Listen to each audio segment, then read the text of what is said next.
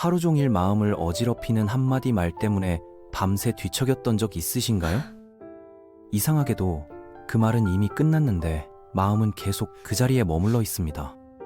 왜 우리는 단 10초짜리 말에 하루를 내주고 어떤 감정은 며칠이 지나도 쉽게 사라지지 않을까요? 그럴 때 우리는 내가 너무 예민한가? 하고 스스로를 탓하지만 사실 그건 예민함이 아니라 아직 회복되지 않은 마음의 신호입니다. 오늘은 그 마음을 다시 숨쉬게 해주는 아주 단순하지만 강력한 원리를 이야기해보려 합니다. 뇌과학자들은 말합니다. 분노나 짜증 같은 격한 감정은 실제로 90초밖에 지속되지 않는다고요. 우리 몸에 분비된 스트레스 호르몬이 자연스럽게 사라지는 데 걸리는 시간이 정확히 1분 30초라는 겁니다. 그런데 이상하죠? 우리는 몇 시간, 며칠, 때로는 몇 달이 지나도 그때의 상처를 떠올리면 여전히 화가 납니다. 그 이유는 간단합니다. 감정은 이미 지나갔는데 우리가 그 감정을 계속 붙잡고 있기 때문이에요. 불이 꺼졌는데도 그 자리에 남아 부채질을 하고 있는 것처럼 우리는 스스로의 마음속 불씨를 다시 살립니다. 어떻게 나한테 그런 말을 할 수 있지? 왜 나만 항상 이런 취급을 받는 걸까? 이런 생각들을 반복할 때마다 몸은 다시 똑같은 화학 반응을 일으키고 우리는 그때의 감정을 다시 느끼게 됩니다. 감정이 우리를 괴롭히는 게 아니라 우리가 감정을 붙잡는 습관에 길들여져 있는 거예요. 감정은 억눌러야 할 적이 아닙니다. 오히려 내 안에서 지금 나 힘들어요 라고 신호를 보내는 친구에 가깝습니다. 화, 짜증, 슬픔, 이 모든 감정은 사실 자신을 보호하기 위한 방식이에요. 그래서 감정이 올라올 때 가장 먼저 해야 할 일은 억누르거나 무시하는 게 아니라 그 감정을 있는 그대로 바라보는 겁니다. 아, 내가 지금 서운하구나. 지금은 화가 나 있네. 이렇게 마음의 창문을 살짝 열어주는 것만으로도 감정은 훨씬 부드럽게 흘러갑니다. 억눌러질수록 감정은 방 안의 공기처럼 탁해집니다. 하지만 창문을 열면 공기가 순환하듯 마음도 다시 숨을 쉽니다. 우리는 종종 말합니다. 그 사람이 내 감정을 건드렸어요. 하지만 사실 상대가 내 마음을 조종한 게 아니라 내 안의 민감한 부분을 건드린 것 뿐입니다. 그건 대부분 과거의 상처나 내가 중요하게 여기는 가치가 무시당했을 때 생긴 민감한 지점이에요. 직장 상사의 말투에 유난히 예민하게 반응할 때 그건 단순히 그 사람 때문이 아닐지도 모릅니다. 예전에 누군가가 나를 인정해주지 않았던 기억이 거기 겹쳐있기 때문이죠.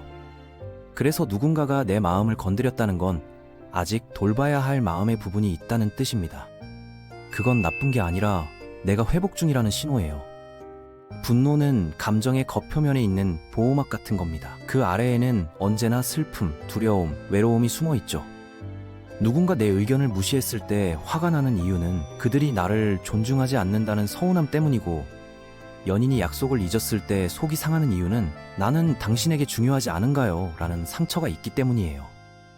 그래서 화를 억누르거나 참는 대신 그 밑에 있는 감정을 바라보세요. 나는 지금 화가 났지만 사실은 서운했어. 나는 화를 냈지만 사실은 외로웠던 거야.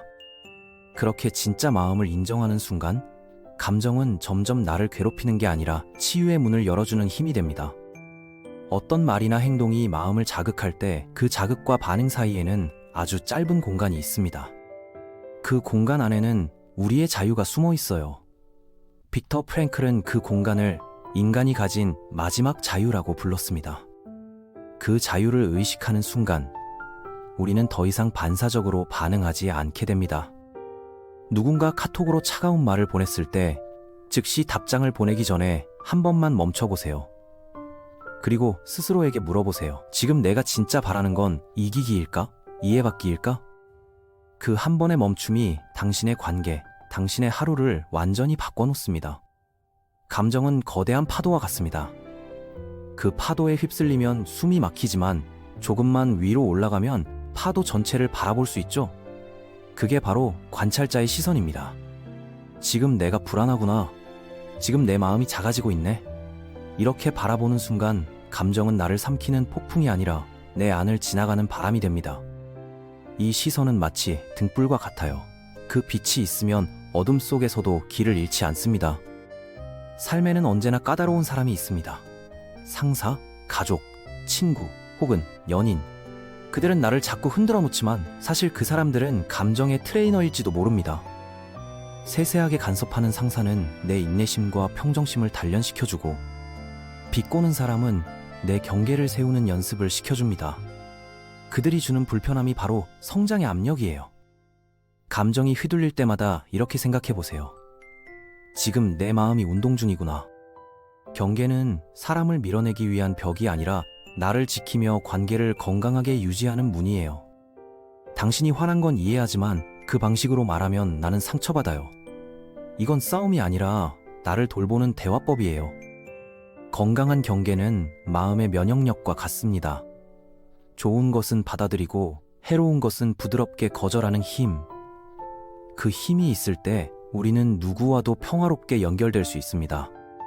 때로는 자리를 피하는 게 가장 현명한 선택입니다. 그건 도망이 아니라 회복을 위한 시간이에요. 지금은 감정이 커져서 냉정하게 말하기 어려워요. 조금만 쉬었다가 이야기할 수 있을까요? 이 한마디는 관계를 지켜주는 마법의 문장입니다. 5분의 멈춤이 5일의 후회를 막을 수 있으니까요. 잠시 떨어져 숨을 고르면 우리의 뇌는 다시 생각할 여유를 되찾습니다. 감정은 멈춤 속에서 회복됩니다. 우리를 자극하는 상황은 대부분 패턴이 있습니다. 늘 같은 사람, 비슷한 상황, 반복되는 감정. 그건 운이 나쁜 게 아니라 아직 내가 배워야 할 주제가 남아있다는 뜻이에요. 나는 권위적인 사람 앞에서 유난히 위축되는구나. 비꼬는 말투에는 바로 방어적으로 변하네. 이런 패턴을 알아차리는 순간 우리는 더 이상 감정의 희생자가 아니라 자신의 마음을 이해하는 연구자가 됩니다. 누군가 힘들 때 함께 울어주는 게 진짜 공감이라고 생각하죠. 하지만 진짜 공감은 함께 빠지는 게 아니라 함께 서 있는 것이에요. 상대가 감정의 바다에 빠졌을 때 함께 뛰어드는 게 아니라 손을 내밀어주는 겁니다. 나는 네가 힘든 거 알아. 하지만 나는 너와 함께 무너지지 않을게. 대신 끝까지 옆에 있을게. 이런 태도가 진짜 공감입니다. 그때 우리는 서로를 구하지 않아도 서로를 지켜줄 수 있습니다. 우리는 현실을 있는 그대로 느끼는 게 아니라 그 현실에 붙인 이야기를 느낍니다. 그 사람은 날 무시했어. 아니, 오늘은 그냥 여유가 없었을지도 몰라. 이 두 문장은 완전히 다른 감정을 만들어내죠. 감정은 사실이 아니라 해석의 결과입니다. 이야기를 바꾸면 감정도 바뀝니다. 감정에 휘둘리지 않는다는 건 감정을 없애는 게 아닙니다. 그 감정을 이해하고 흘려보내고 다시 숨쉬게 하는 겁니다.